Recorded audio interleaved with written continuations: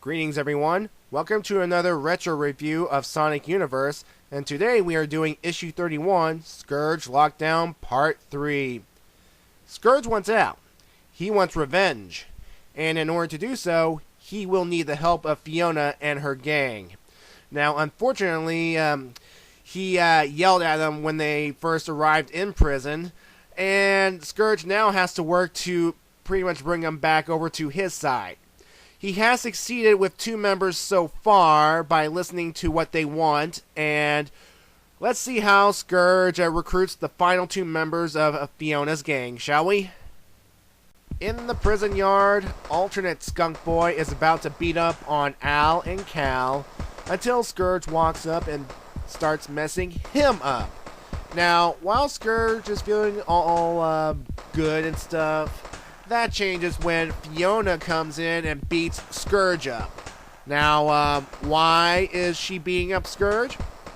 Well, it turns out that the Destructrix, according to the prisoners, have claim over Scourge as their own personal punching bag, and Fiona is there to make sure that the facade is maintained. And, well, Fiona doesn't want Scourge to screw up their plans to escape. And, well, for the most part it works because alternate Skunk Boy turns his attention back to Al and Cal. And Scourge is not happy that he was treated like this. So he pretty much disses off Fiona to recruit the remaining 2 gang members.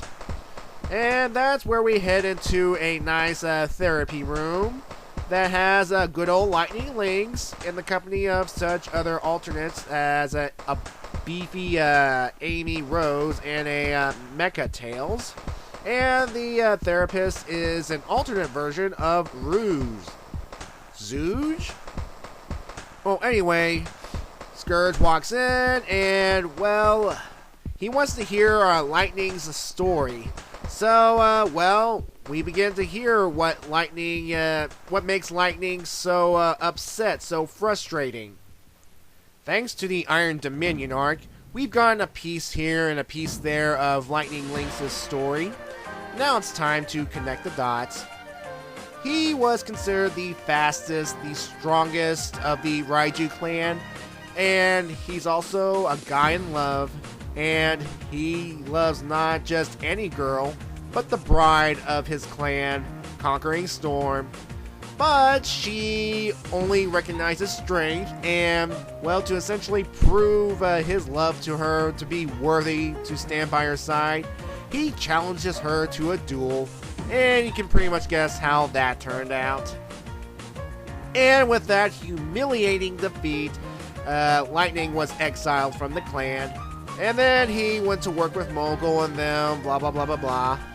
Until that one day he got a letter from Conquering Storm that he is to serve as liaison to this very region, and his honor and clan status has been restored. So he was pretty happy to be pretty much serving by Conquering Storm again. That is, until Sonic ruined it for him, and he was kicked out yet again. This has since left Lightning confused and angry, and Scourge butts in saying, "Hey man, I'm angry for you, man.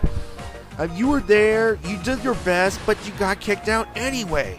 I mean, she was ungrateful. I mean, she breaks your heart, she kicks you out, calls you back and kicks you out again, and for what? You were being totally devoted to her." And Lightning's like, "Yeah, that's my point." And Scourge is like, "You got played. Everyone turned their backs on you, and you deserve revenge." And that's what got Lightning all riled up, and Scourge turned to the rest of the peer group and saying, "You all want revenge, yeah!" And that's what caused a riot in the therapy room. And then at that point, Lightning says, "If I get you out, will you help me?" Dude, she'll be one more name onto my list. So yep, now he's got Lightning. So back in his cell, Scourge is laughing at what just happened and decides that he should hang out at therapy more often. And then we get a visit from the final member of Fiona's gang, Flying Frog. Dude, why are you smiling like that? Don't do that thing with that thing with the bars. How'd you get in? Your movement's not right. And Scourge is like, oh man, we're cool, man. You were next on my list. And Flying Frog is like, have you been avoiding me? No, man. No, remember, we once hang out together, man, working for Dr. Creepy Von Evil. I mean, we green guys have to stick together, right? And he's like, yes, it's not easy being green. What? Whoa. How dare you? How dare you quote from this nice, gentle frog here, you freak? Hi-ho. Anyway, Flying Frog, you're creeping me out. It's saying you've done things. And Scourge replies, no one here is an angel. But, dude! Personal space, you freak! Too close. And says that, you want to play, Flying Frog? Froggy wants to play? Okay. Oh boy. Oh, his story. I mean, we only get one page of his backstory, but, oh geez, it says all that we need to say. Look at that. Looks like he was a court jester from Mercia whose idea of playing is to wield flying sharp thingies at people, probably hurting and maiming and killing them, and even jails won't stop him. It's like, keep away from me, keep away. Oh God. Even Scourge says to knock it off. And he says that he is running the Destructrix now, and he is to follow his orders. And, well, Flying leaves and sings, sounds like fun. And, well, Scourge says that he makes Rosie look cuddly. Now, for those who don't know, he's referring to Rosie the Rascal, an alternate version of Amy Rose, who is a bit of a nut job who wants to bash in Scourge's head with a pointy hammer. Right here. And if she is cuddly to Scourge, then Froggy, you Flying Frog, you, oh God, oh jeez Louise, keep away.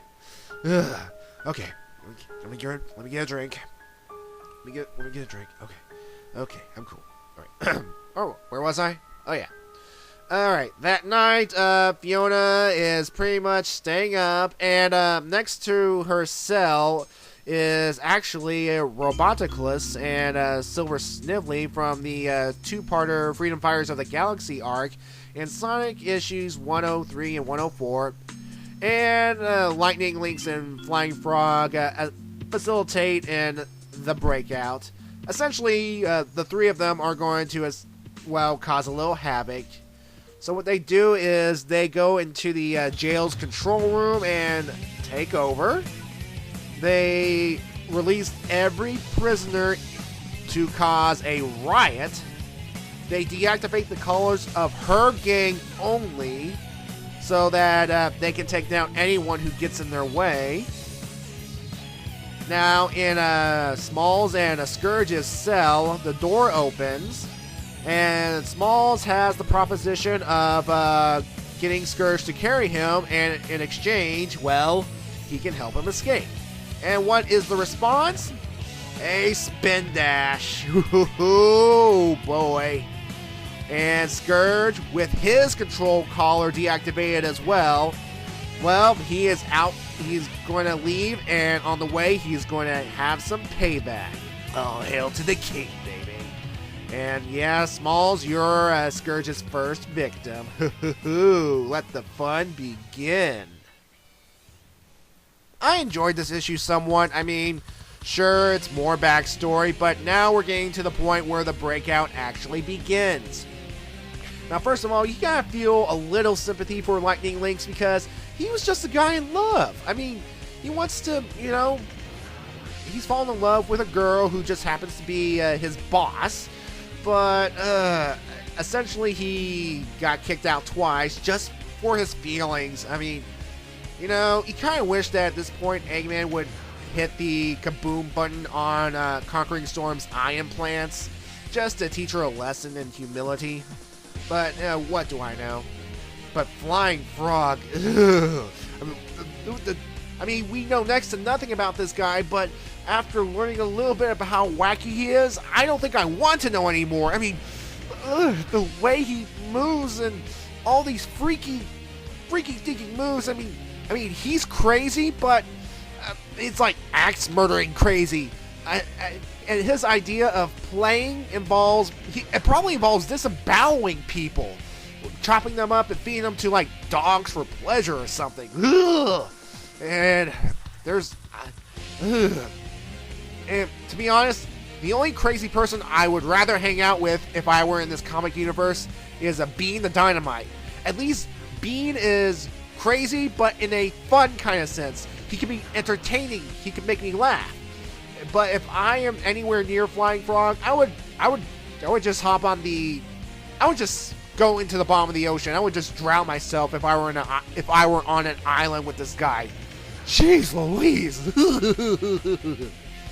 So yeah, the breakout has begun. Scourge is getting ready to get payback for what's been done to him while in prison. And yeah, this should be fun. So the breakout begins, and well, will they succeed? Will Fiona's gang and Scourge be able to escape? How will they escape in the first place? Well, that's yet to be seen. In the meantime, I'm going to give this issue an 7.5 out of 10. And well, that's it for this edition of my retro review. And well, thank you for watching. And well, have a good time. Oh, and before I leave, it's nice that this cover here for issue 31, it's pretty much a mockery of the Sonic 200 cover. I mean, with characters replacing certain characters. I mean, Sonic with Scourge and Fiona and Sally, and the Warden with Eggman, and well, Alan Cowan there, or replacing Tails and Knuckles. So I think that's a nice little twist. So yeah. Anyway, that's all I'm going to say about this issue. So have a good day.